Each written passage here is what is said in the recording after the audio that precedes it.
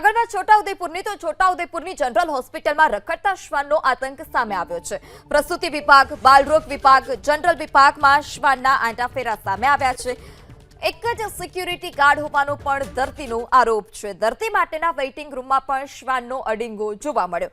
તો રખડતા શ્વાનને ડપ્પે પૂરવાની જે કામગીરી છે તે ફક્ત ને ફક્ત કાગળ પર હોય તે પ્રકારની આ જે ઘટના છે તે સામે આવી છે। પ્રસૂતિ રૂમ હોય, બાળ વિભાગ વોર્ડ હોય તે તમામ જગ્યા પર શ્વાનનો અડીંગો જોવા મળ્યો। આ સાથે જ જે વેઇટિંગ રૂમ બનાવવામાં આવ્યો હતો ત્યાં પણ શ્વાનનો અડીંગો જોવા મળ્યો।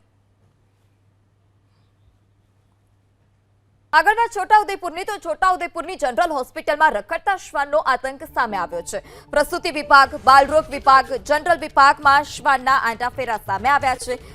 એક જ સિક્યુરિટી ગાર્ડ હોવાનો પણ દર્દીનો આરોપ છે। દર્દી માટેના વેઇટિંગ રૂમમાં પણ શ્વાનનો અડીંગો જોવા મળ્યો।